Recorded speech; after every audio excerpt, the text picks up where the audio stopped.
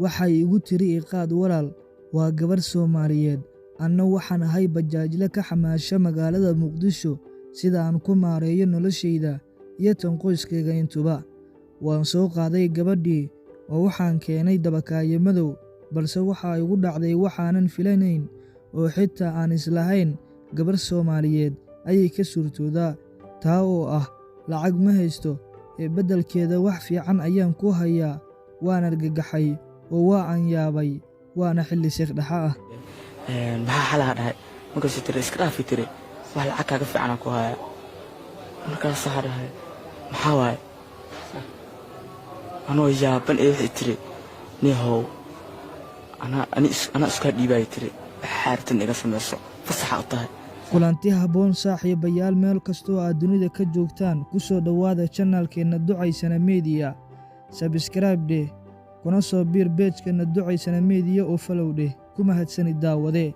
qiso naxdin leh ayaa ku dhacday wiilkan muuqaalkiisa idiin muuqanaya ee da'da yar. saaxiibayaal, waxa uu la kulmay qiso fajac iyo amakaag ah.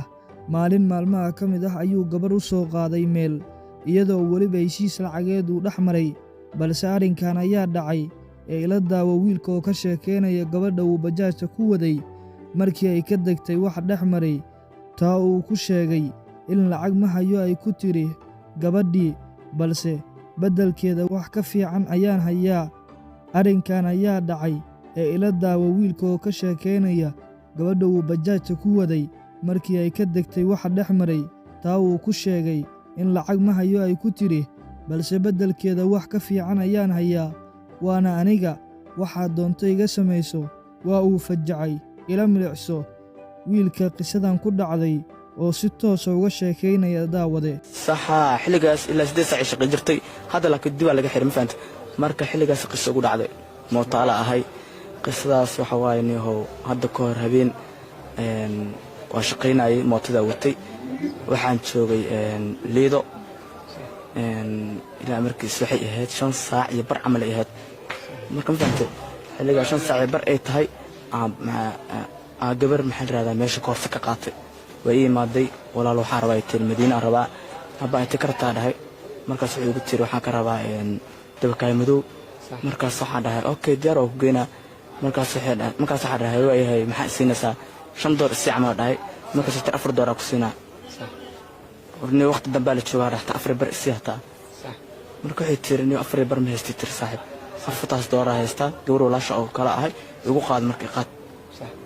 hay way raaca dhahay diyaar waa xilli dambe waay. marka waa soo qaaday gabadhii maxaa la yiraahdaa jidkiya soo galnay. marka waxay yiraahdeen maxaa la yiraahdaa heesta samacadii xiriiri samacada u xiriiriyay hees nooceerta daaranaysa. marka gabadhii waa soo baxan faanta saa u soo wareerto nalka dhaxno hortkooda nalka dhaxno dansanay nalka dhaxnaga dambi dhaaday. okay diyaar waay. markaan soo baxnay ee wixii tinta qaana dabakaayo madow marka isgoyska taaganahay ee wixii tir isgoyska xiriis dhaaf. okay diyaar waa dhaafay. markaas maxaa la yiraahdaa wado oo midig iyo bidix kala baxdo oo isgoysa u maaday. markaas tirtan bidix ka leexo waa ka leexday. markaas tir xabar soco sa u socday wixii hor istaajisay guri ridisa inta istaagay ee dhabarkiga taabatay inta istaagay waa istaagay. markaas tir marka dhaxdaaro marka dhaxdaartay gabadhu waa soo fiiriyay. markaas waxay ugu dhahday abo aad u qurux badantay. markaas waxa dhaabaa ana isku ogaadahay inaan qurux badanahay. markaas ay dhahday way itura dhahay waa la sugayaa maxaa la radaa waqtigana waa si gawaabsi. marka waa daasanahay marka itura dhahay quruxeeda soo wicina hadii soo u jirata. marka waxa dhahay okay itura. markaas ay dhahday farasdeed waa dhahay. markaas ay tiri abo horta ku sheega wax lacag la yiraahdo ma haysto.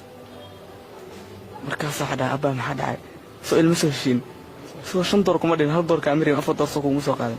markaas ay tiri abo horta ku sheegay tiri wax lacag la yiraahdo ma haysto.